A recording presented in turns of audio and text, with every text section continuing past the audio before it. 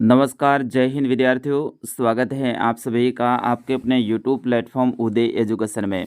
विद्यार्थियों, आज के इस वीडियो में बात करेंगे अर्धवार्षिक परीक्षा की दृष्टि से इम्पोर्टेंट कक्षा 8वीं के हिंदी विषय के पेपर के बारे में, जो कि आपके आने वाले अर्धवार्षिक परीक्षा की दृष्टि से वेरी मोस्ट इम्पोर्टेंट रहेगा और आप सभी विद्यार्थियों के लिए वरदान साबित होने वाला है।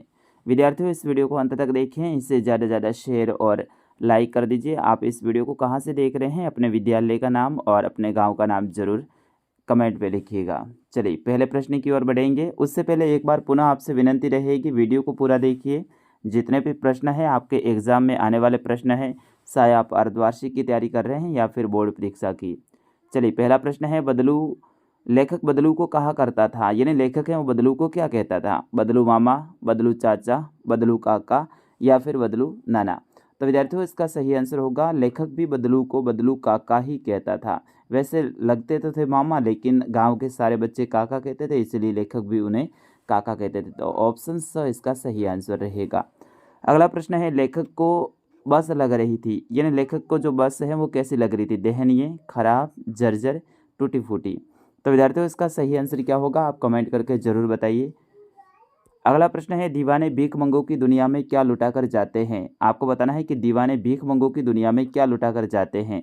धन, शिक्षा, प्यार, सुख चैन। तो विद्यार्थियों, इसका सही आंसर होगा प्यार। ऑप्शन स इसका सही आंसर। अगला प्रश्न है, पंखों शब्द का अर्थ है।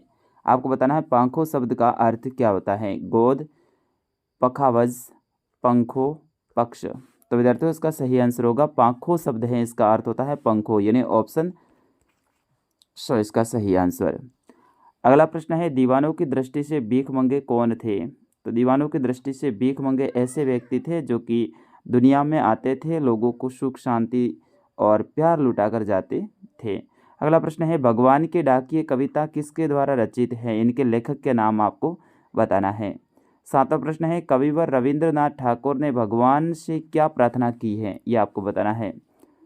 आठवां प्रश्न है, अंतरिक्ष के पार लोग क्यों गए थे? नवा प्रश्न है, झरती हुई पत्ती थामने को बैठा है एक हाथ, से क्या तात्पर्य है?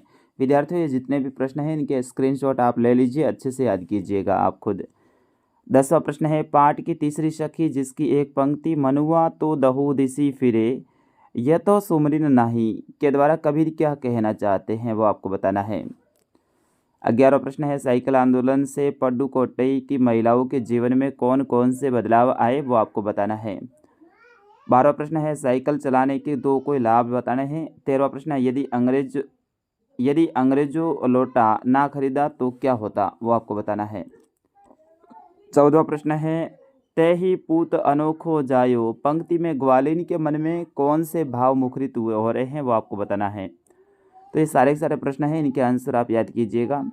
15वां प्रश्न है, कवि ने पक्षी और बादल को भगवान के डाकिए क्यों बताया है, स्पष्ट कीजिए।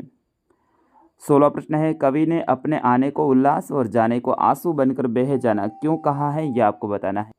17वां प्रश्न है, मशीनी युग से बदलू के जीवन में क्या बदलाव आया है। 18वां प्रश्न है, विशेषण किसे कहते हैं, उनके भेदों के नाम लिखिए।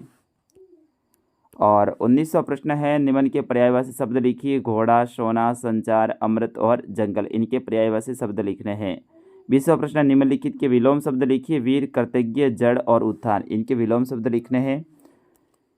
21वां प्रश्न, निम्नलिखित मुहावरों का अर्थ बताते हुए वाक्य में प्रयोग कीजिए। जैसे कि पीठ दिखाना, इसका मतलब क्या होता है? दाल में काला होना, लाल पीला होना, घी के दिए जलाना, इसका मतलब क्या होता है, वह आपको लिखना है।